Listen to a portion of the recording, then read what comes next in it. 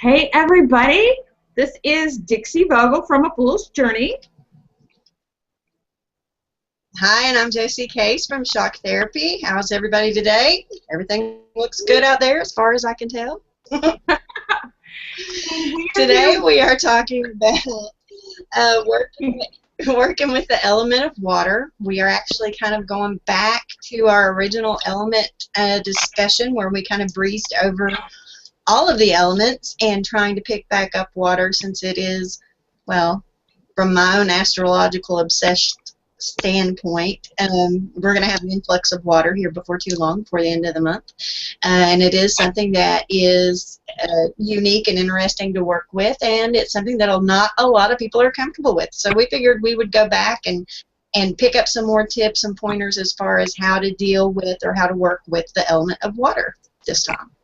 And I like water as a subject because I think a lot of the people who are interested in metaphysical type topics and a lot of the people who, especially who do readings and stuff, either have prominent water in their charts or, have a lot of water type energy around them. It is associated with all this type of thing and connecting with the ethereal and all that.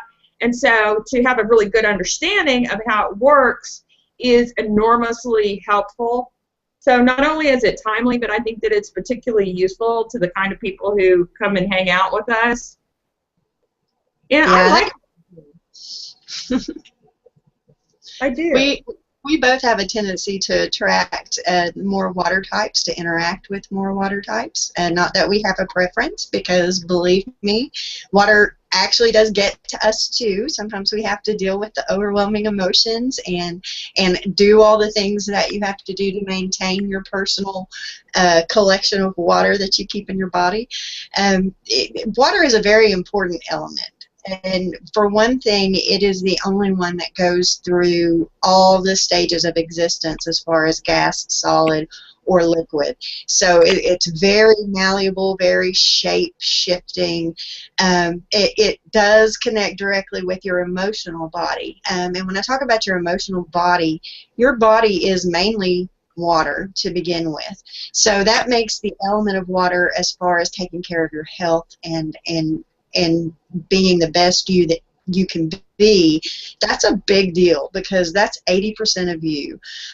Also, when we talk, water is important. You don't really think about water being involved when you communicate, but it is, because 75% of what you actually interpret from a communication event is your interpretation of nonverbal communication. I can sit here and look at you and say, I love working with water. And then, on another hand, say, I love working with water. And it's obvious that my meaning is different, even though the words that I said were exactly the same. That's because of the water influence, your inflection, your emotion, the mood you're in at the time, the atmosphere as far as what's going on, what is surrounding you, what is encompassing you, and the mood of the person that's listening. So all of that is important. It's important to your body, your health, the way we talk to each other, the way we connect to each other. And as a matter of fact, water does represent our connectedness as a whole. We all need it to live. It supports every living thing on this planet. So it's kind of one of those elements that we really don't pay that much attention to, because it is one of those softer forces. It's not typically forceful, aggressive, that sort of thing. It kind of sneaks up on you, but it still has a lot of importance in your daily life. Well, and from the origin of when the concept of the elements were developed, the same sort of properties about water and what it meant we're kind of connected to it. I think that when we've been talking about, when we've been doing these shows on the elements and the little bit of research that I've done into the origin of the elements, I find this stuff fascinating. I love the mythology, and I especially love the fact that the people who were interested in the metaphysics, in astrology, in the elements and all this stuff, were the scientists, were the front runners of the day. I think that is so cool. I am sure nobody made fun of well, somebody did, but most people didn't make fun. Learned people did not make fun of Aristotle when he was developing his theories of the elements. So I think that's so cool. But I know we talked, or I talked a little bit last show about Empedocles. I think yes, Empedocles, and I worried about pronouncing his name wrong then, who was the person who was kind of responsible for the development of the elements in terms of the ones that we consider elements today. It was really cool because the interaction back then between the Greeks and the other societies really formulated some of what we consider the elements today. At the time, they were trading with India, and in India, the elements they just used were earth, water, and fire. But as they traded, they added air to it from the Greeks, and the Greeks took that back, or the medieval Europeans who were around at the time used the Indian word, which was aether or akasha, and translated that instead of air as spirit. So that's how we ended up with 5 instead of 4. But the water, as far as the element goes, the ancients kind of at that time had separated realities, and the models that they used were basically 3 worlds, you know, earth, water, and sky. Water was lifeblood. Water was something that every single living thing required, and because it was associated with the other world. They broke it up between the mortal and immortal, and there were gateways that you could access that. And since fire was kind of in everything, they saw that as spirit. Then water was sort of how you connected to spirit. So they tended to think in those terms. But it has been from really the beginning incredibly important. It's always been associated with the moon because the moon controls the tides, and also because there's cycles. The moon has cycles, and the tides have cycles, so there's a beginning and ending. And in that way, it became associated with the afterlife. Many afterlife myths will include, you know, or stories will include transportation over a body of water to cross, or the passage. So even looking at it in context of the development of the elemental theories or thoughts throughout the course of ages, and the sort of things that are associated with water, feminine because it's associated with the moon, and you know, monthly cycles because it's associated with lifeblood. It's something that every living thing needs.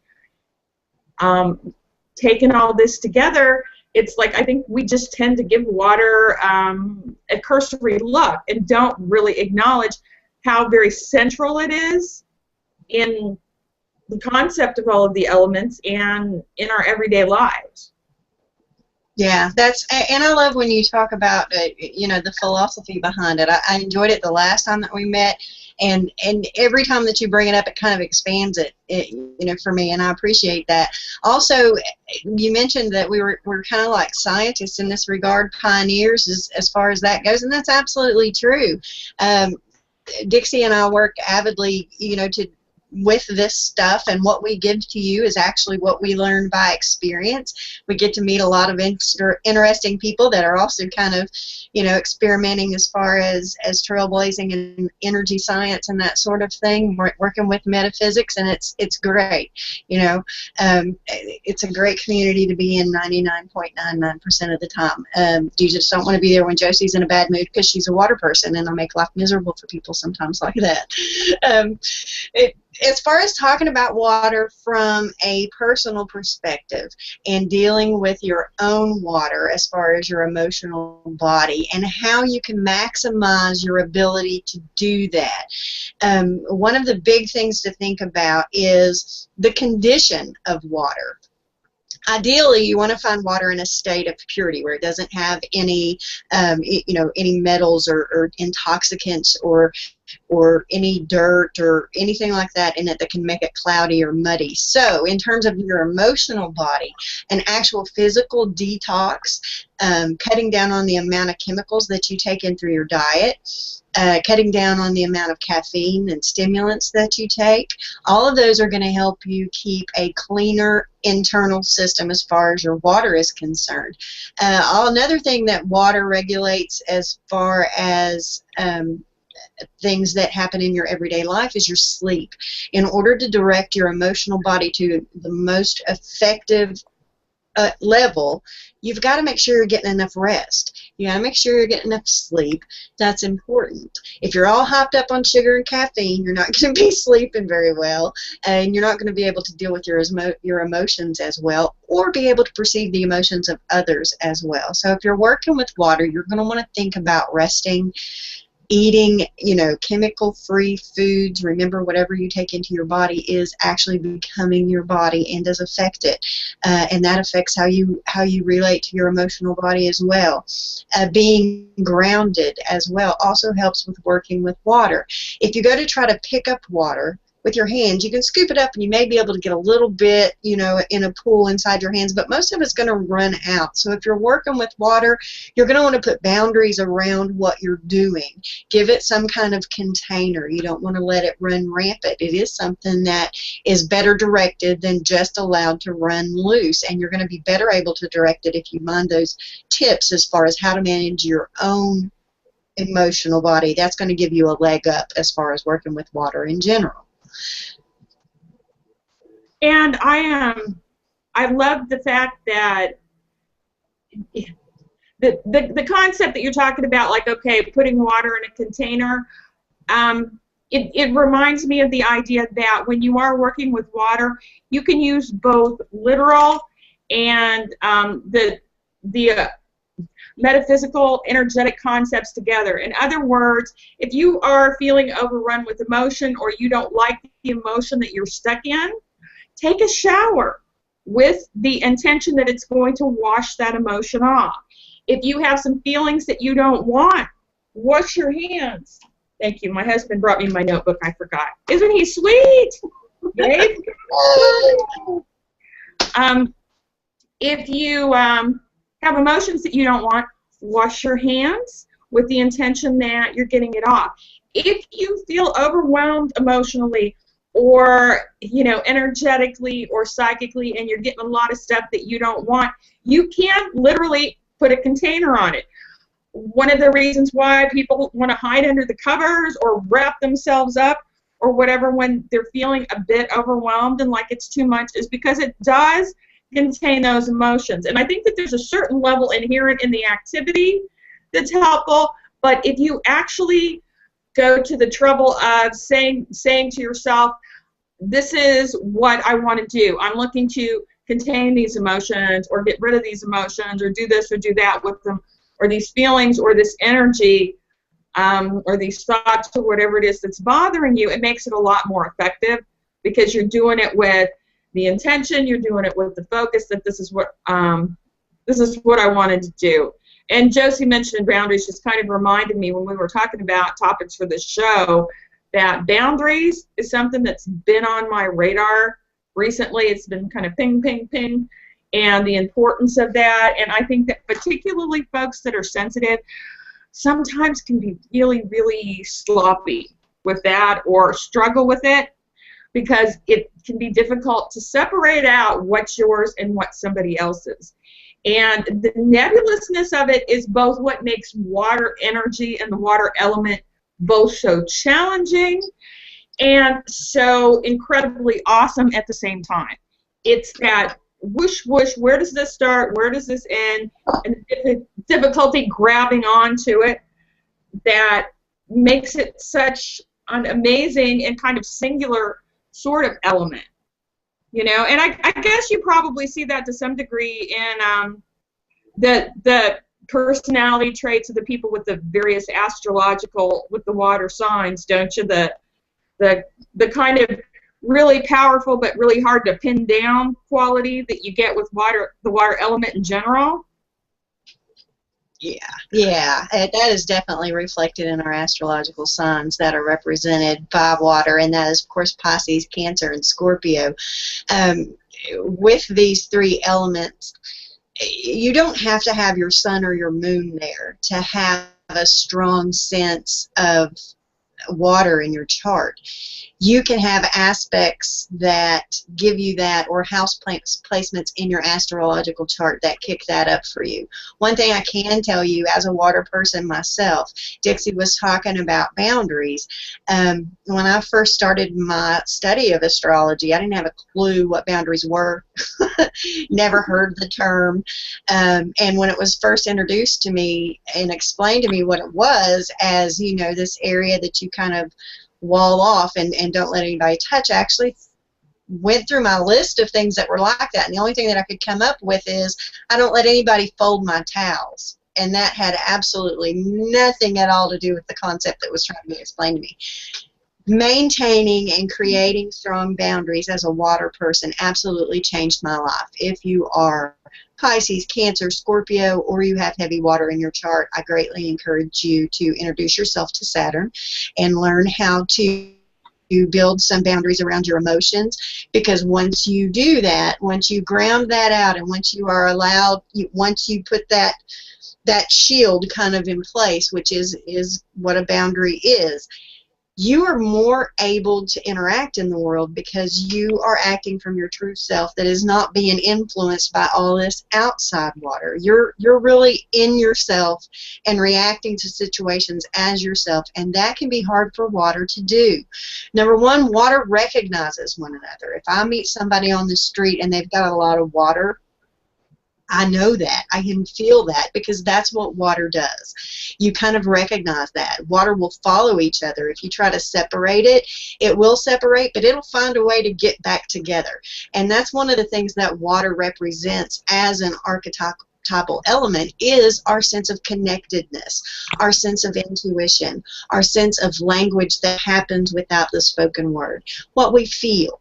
This is all water. It brings good and bad just like any other element. The negative of the element would be the delusion of Neptune, the addictive qualities, the clingy attachment qualities, the shadow side of the psyche that we don't want to look at, our fears. All of those are wrapped up in this water element, but also what's wrapped up in it is birth, new life, taking care of each other, love in each other, getting those good emotions, the joy, the exuberance, all of that is water.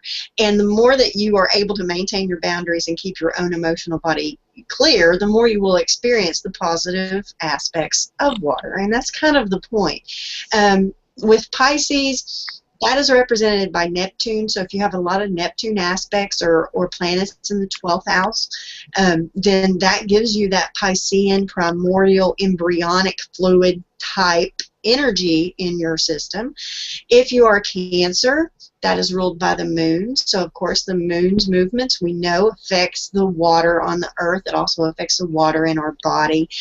Cancer is the mother principle, rules the 4th house. You can have aspects from the moon to your moon, or planets in the 4th house that can reflect that Cancerian nature.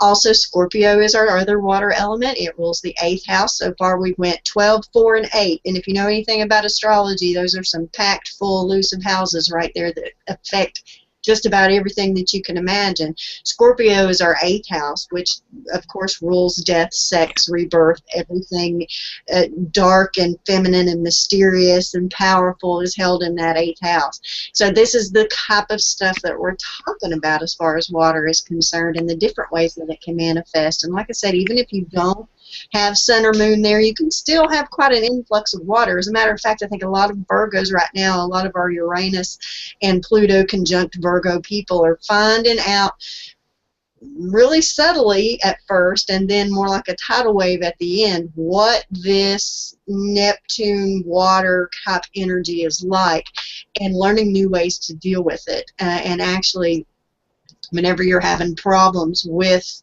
water, as far as on an astrological basis, the places you want to go are to your earth signs for relief from that, and Virgo being one of that. will handle this just fine after they get used to it.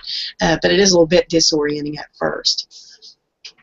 And that's an awesome, awesome reminder that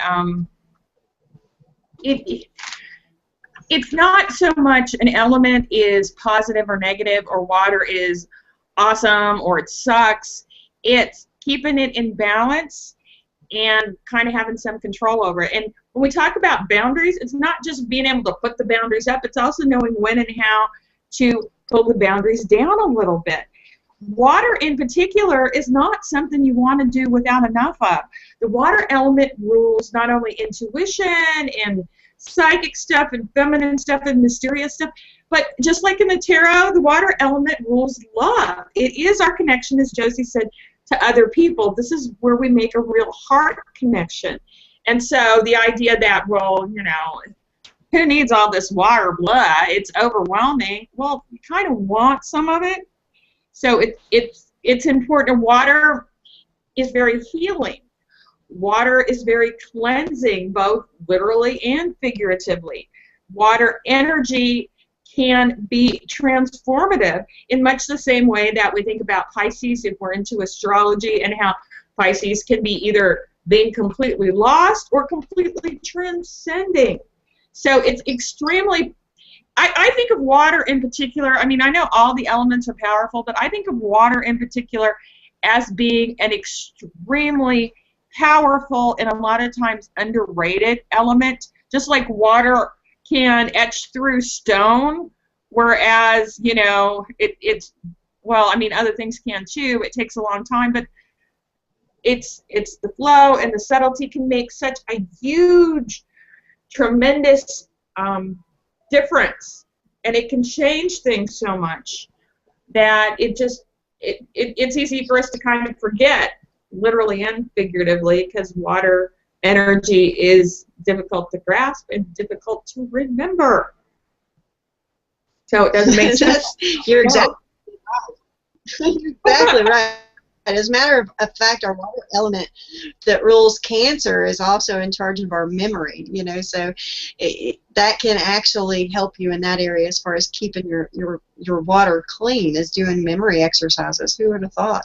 But yeah, water is not typically the type of energy that you think of, as I said, that comes on forceful. It's more of a subtle, sneaky, all of a sudden you don't know where you're at type of thing.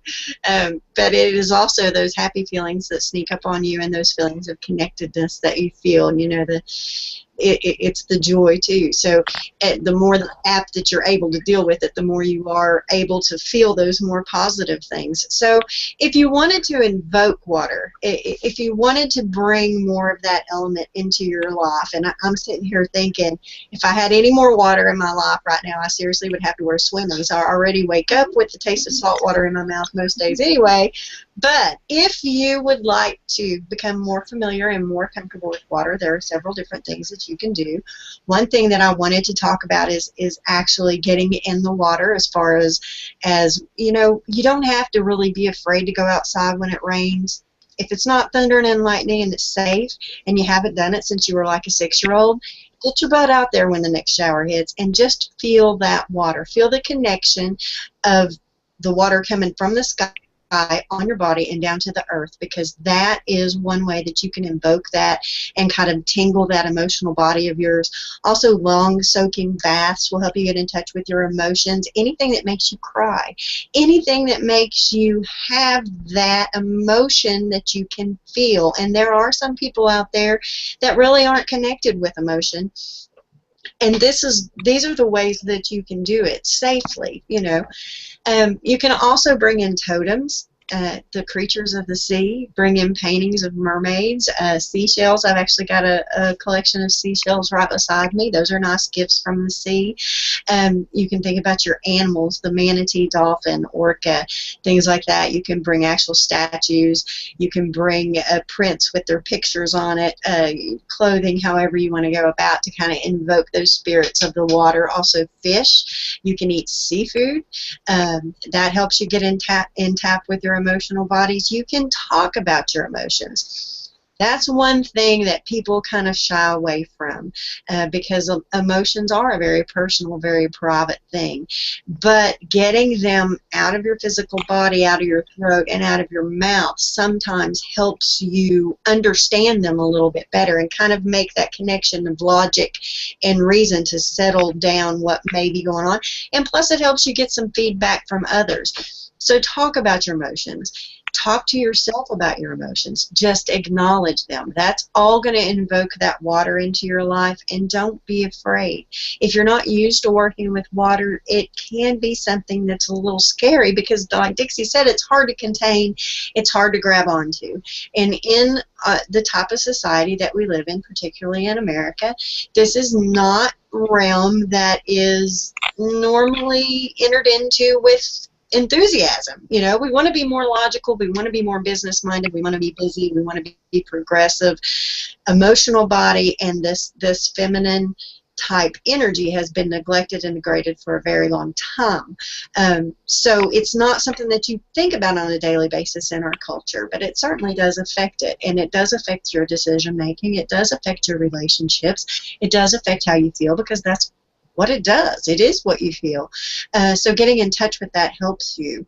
Also, if you're female and you get in touch with your menstrual cycles, and yes, I just said that, kick me out of Liver Club if you want to, I don't care. But getting in touch with your hormonal cycles, and men have them too, so if you want to pay attention to your hormonal cycles just like women do, that's a good way to get in touch with your emotional body and invoke emotions. It also gives you a little indication of what your barometer as far as emotions go through the month. Kind of how what you eat also affects that, your different cravings, how that affects you, you know, altogether will help you get in touch with your emotional body.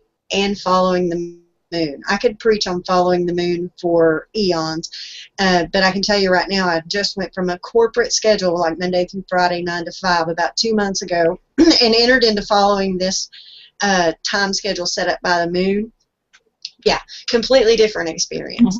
It is something that's very different, but to help you invoke water, if you want to observe the way you feel through the different moon phases, where the moon is, and kind of work with the moon that way, even beginning in subtle ways, that will help you invoke the element of water into your life in a healthy way, and in a way where you can actually learn something about yourself at the same time. And you mentioned so many of my favorite ways to work with water energy. I think the biggest one that you didn't hit on is music. Music is very Neptunian, it's very emotional, and the thing is, a lot of times, especially without the words, it bypasses all of the brain's filters. And it's like it shoots straight in and goes straight to the heart. And few things impact you emotionally more quickly than music. Movies are great, obviously. Poetry, artwork, okay? Anything that impacts you emotionally can impact your water energy, essentially. And I love baths. I'm an absolute freak for baths, or spending time around water, or as Josie was talking about, having any representations of anything that's associated with water. If you do magic work, of course, the cup is associated with the element of water. Blue candles or sea green candles, different shades of blue, are associated with the element of water. Sand, anything that's associated with the beach, is associated with the element of water. And you can use any of these things to either amp up your connection to the water element, to specifically work with the water element and focus. Let's say we talked about in one of our shows when we were first talking about following the moon and candle magic. Let's say that you've been through a very emotionally taxing time, and so you want to cleanse yourself of any difficult emotional residue or whatever, and build up your positive emotional experience, or build up your feelings of love, or or if you wanted to increase your intuitive capacity and work more with that and have more control over that, then it would be very appropriate to amp up the water energy in your life, or focus on doing something specific with the water energy in your life. So you might get a candle, you might scribble out your intention on the candle and scratch it in, or better yet, a symbol that represents what it is that you want to accomplish. You can hold it, you can imagine charging it up, and as you burn that, and you can pray over it, and you can do all of these things. Very simple everyday activities. A lot of this kind of thing of directing energy, and it's true of all the elements, but I think it's especially true of water when you're working with the energy in any kind of magical sense. A lot of it is focus and intention of calling up that energy and building up that energy, and you put it into what it is that you're trying to do. But a lot of it can be done with very simple everyday activities.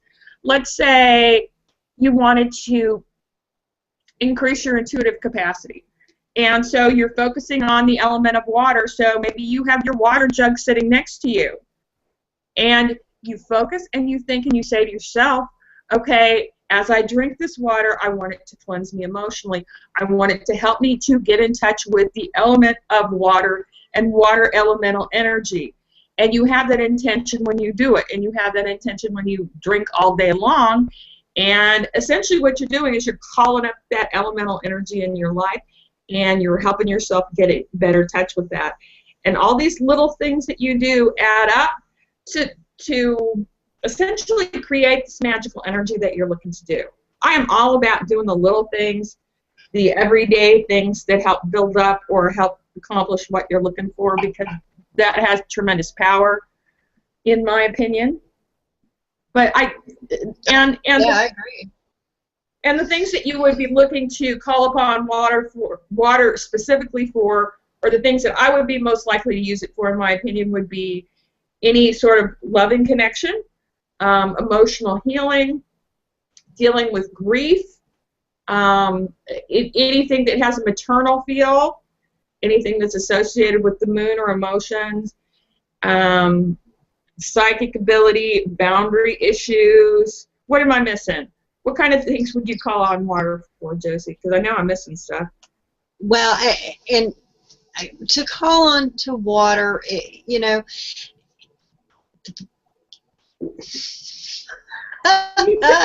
completely leaves me speechless. I'm trying to imagine myself in a situation where I had to bring in water, and then trying to give myself a reason behind that.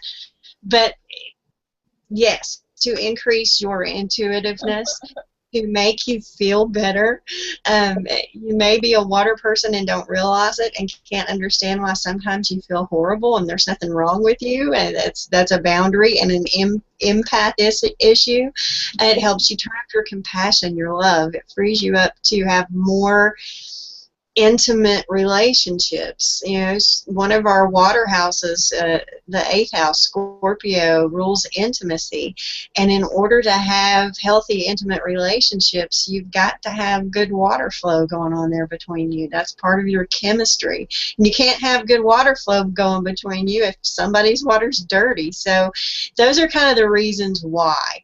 It works for you in ways that are hard to put into words. You know, it is feeling, period. That is what water is about. If you think about a pool of water, be it a lake or what have you, when something impacts that water, it impacts all of it. It sends ripples through the entire container of water. That's what the element is about, is that reverberation, that connection, those things that happen with not a lot of logic behind them, not a lot of reason.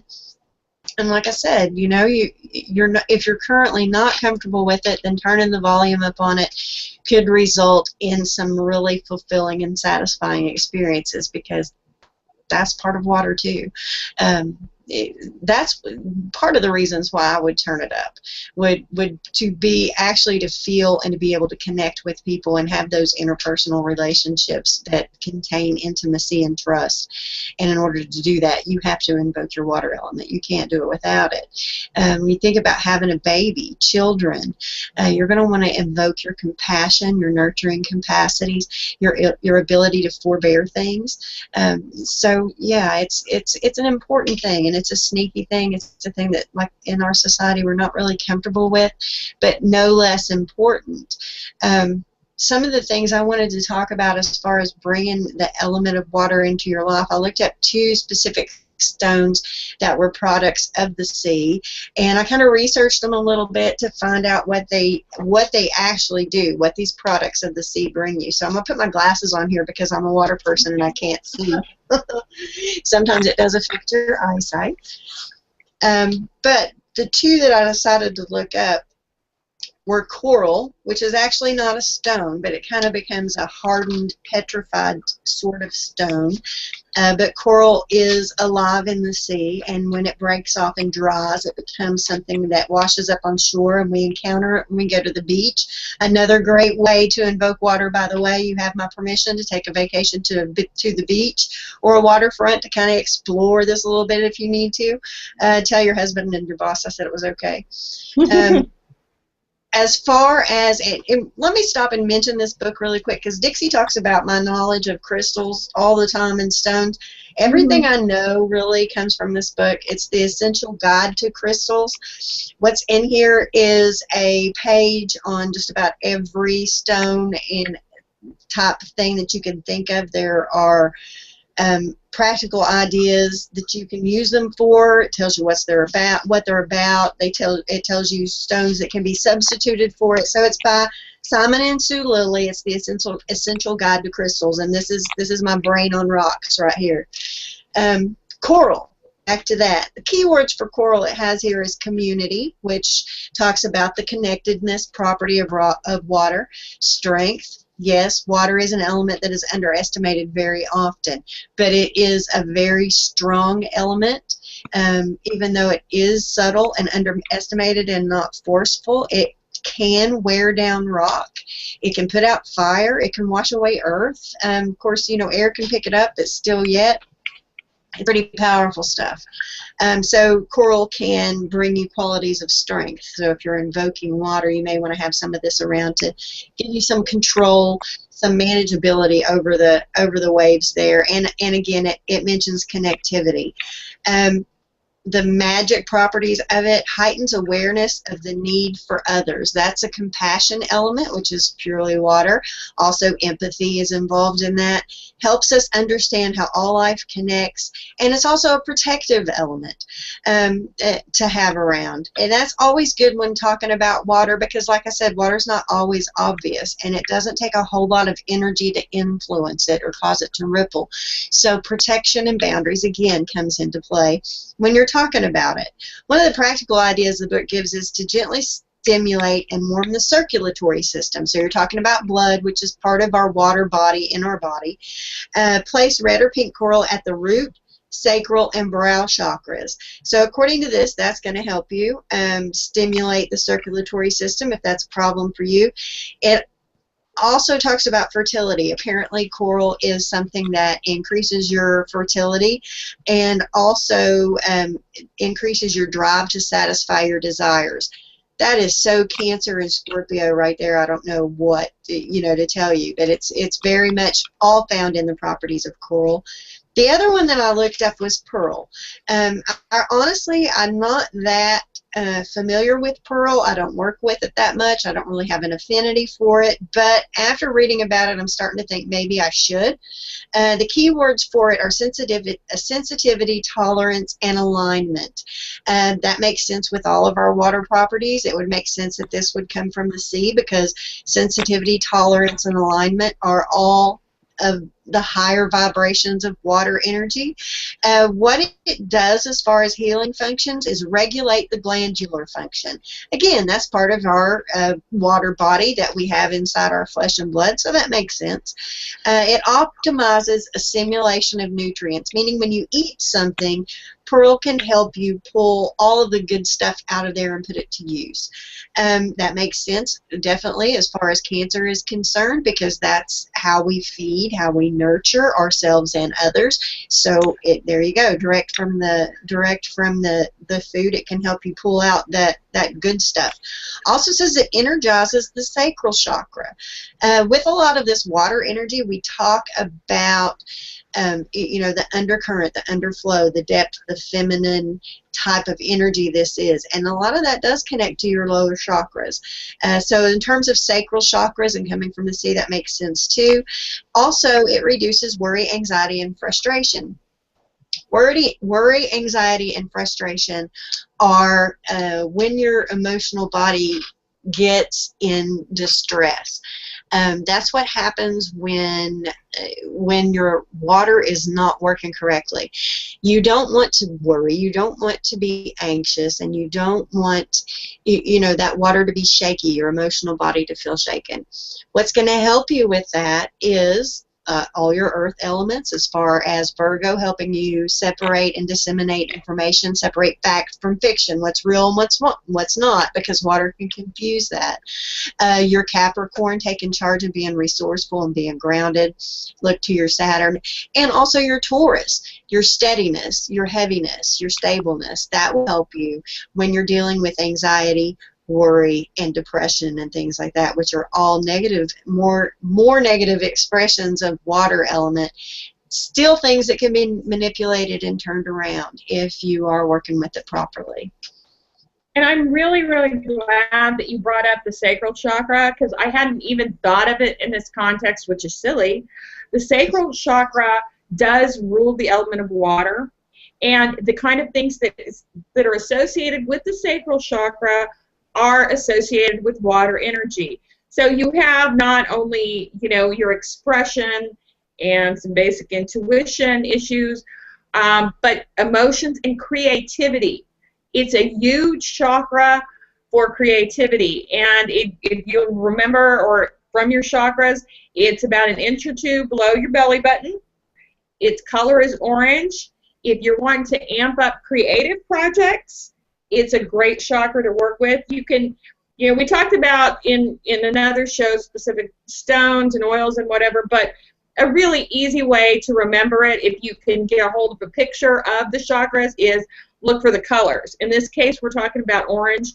So you can grab orange stones, orange foods, orange juice, and do things that are enjoyable. And the way that you build up that energy through the chakra system would be to enjoy the good life, food, drink, fun with friends, music, enjoyable things, soft, fluffy robes or slippers, anything that's physically very pleasurable is another way to connect with water energy. And I also had to laugh because when I asked Josi, when I asked you, oh, well, how might you invoke water? Why might you invoke water? That you almost seemed stumped, and I thought, okay, you have enough water in your life every day with your watery moon, and it never would have occurred to you to call in on this stuff. And that totally cracked me up because, that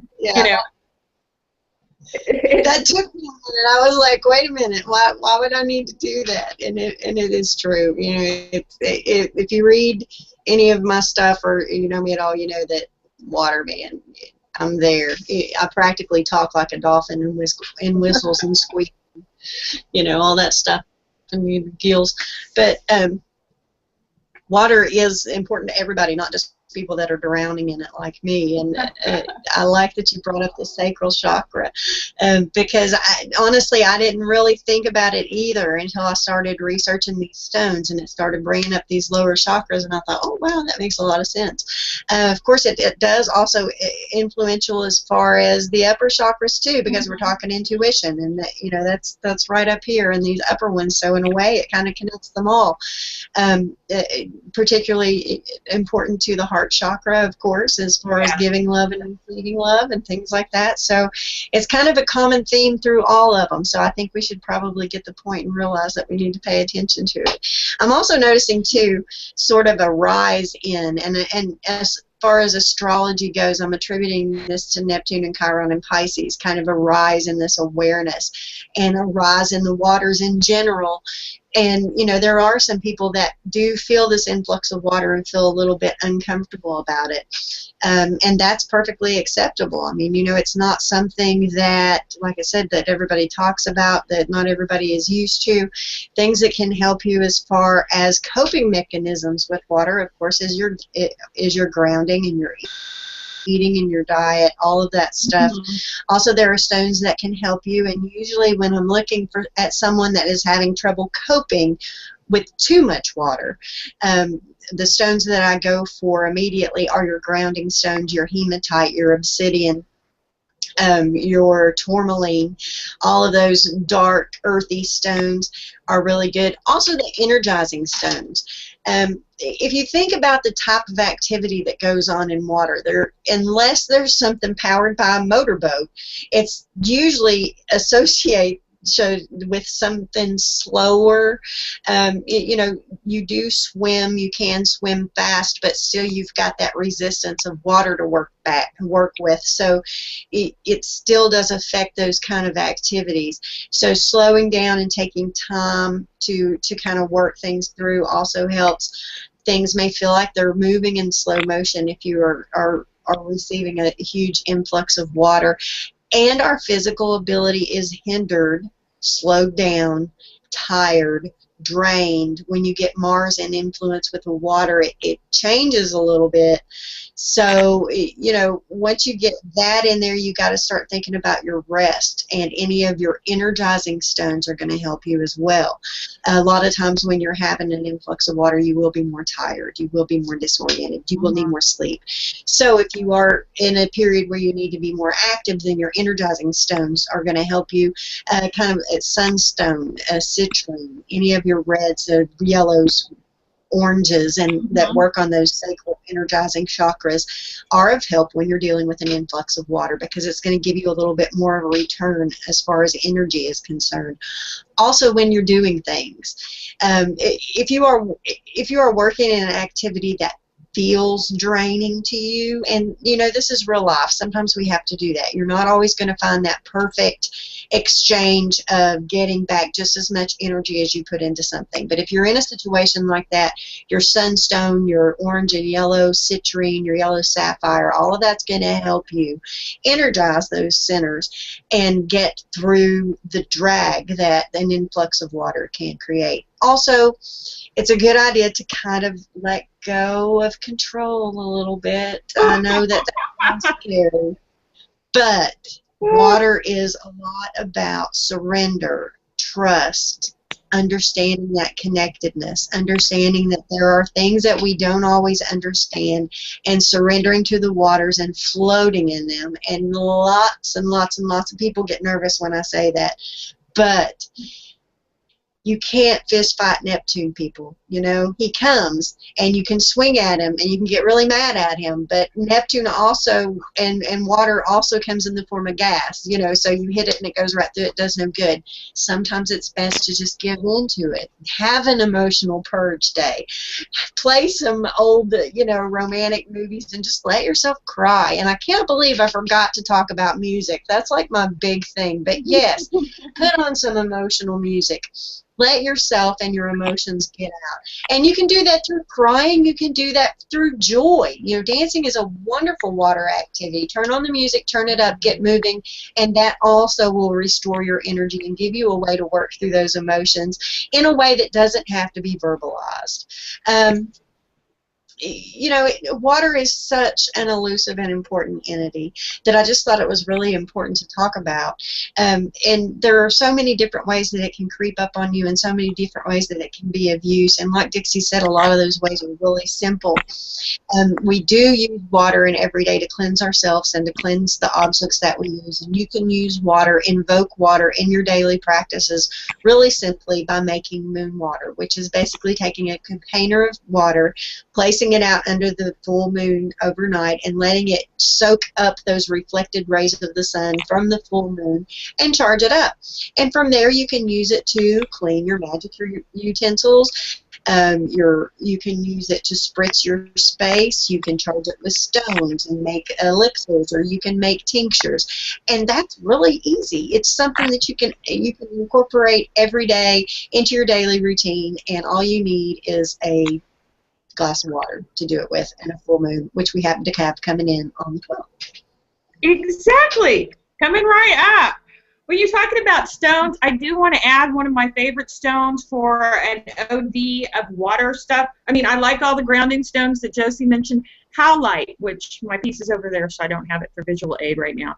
But howlite is really great for soaking up an excess of emotional energy.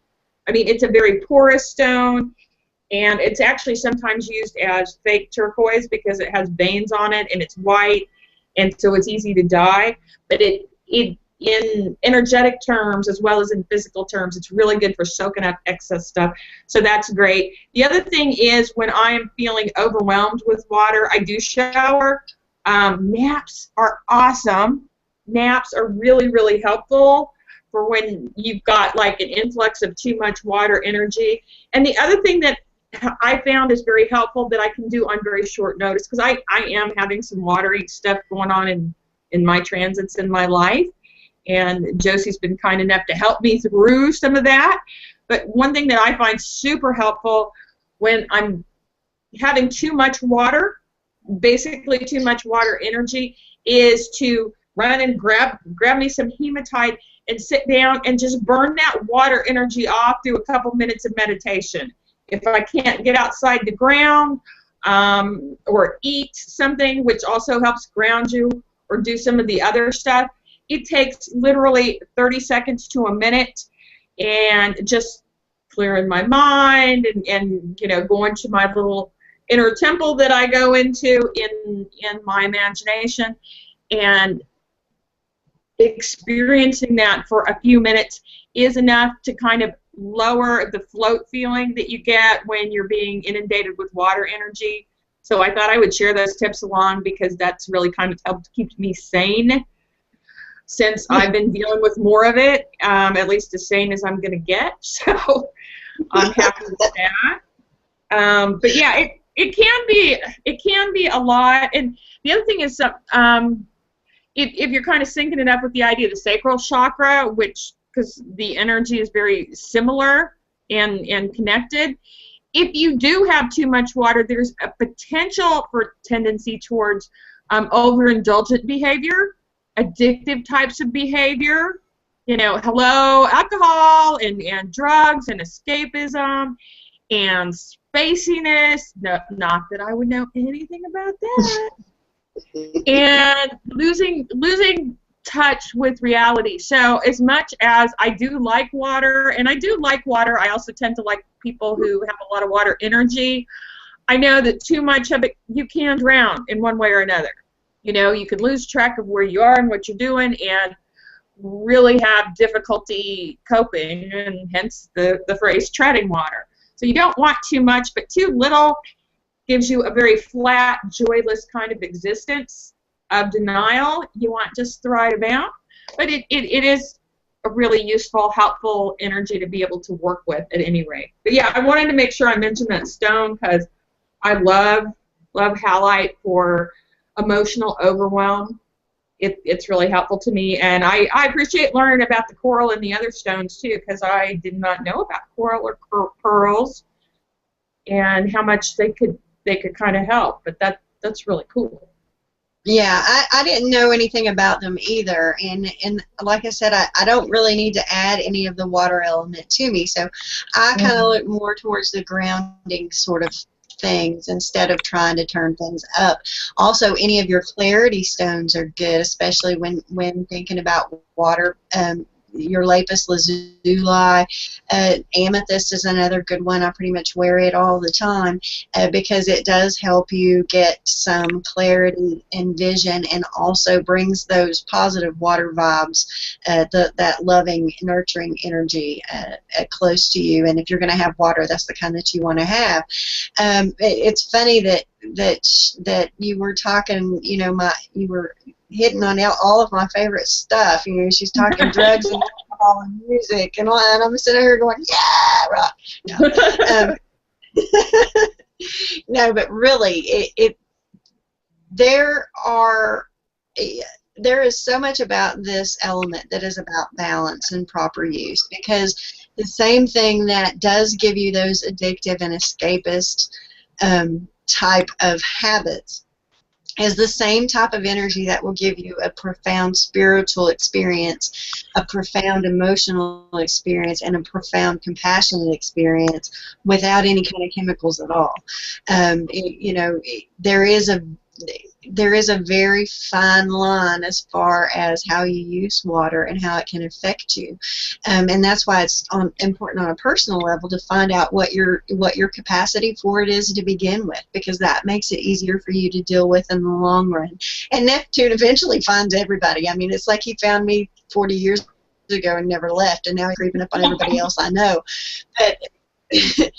But it is manageable. It's nothing to be afraid of. There are simple things that you can do to help you invoke it and to help you direct it. So, you know, you might as well go ahead and jump in the water and get it over with, because if you do it quickly, then it's not so bad, or so they say. I don't know. I've never gotten out yet. Need to learn to swim, regardless of what your water status was. It's helpful to learn to swim. Yes. And I think we've hit on most of the high points that I had in mind talking about. Are we missing anything that you wanted to say about water? I think we've covered just about everything. I know that I think we've hit the high points as far as astrology goes. We do have an influx of water coming in. If you have any questions about that, Dixie and I are both pretty well schooled on the elements, so hit us up and let us know if you're having problems. We will have, I believe it's 4 bodies in Cancer before this month is out. So, yeah, we're going to have some water in the air. So if you have trouble with that, hit us up. Let us know. We'll help you out. That's right. And you can find me on my website at foolsjourney.com, or you can find Josi on her lovely website, which is yourshockTherapist.blogspot.com, right? That's right. That's right. That's a mouthful, and you did good. I remembered. I am so happy. I am so glad you all joined us today. Thank you for stopping by and for hanging out with us and talking the woo-woo water element. It's been a great time. Thanks for being here, Josi. I always have so much fun chatting with you. Yeah, it's always a pleasure to see everybody and visit with you. And, you know, until the next time, float on, y'all. That's right. Peace out. And take care, and we will talk later. Bye-bye. Bye-bye.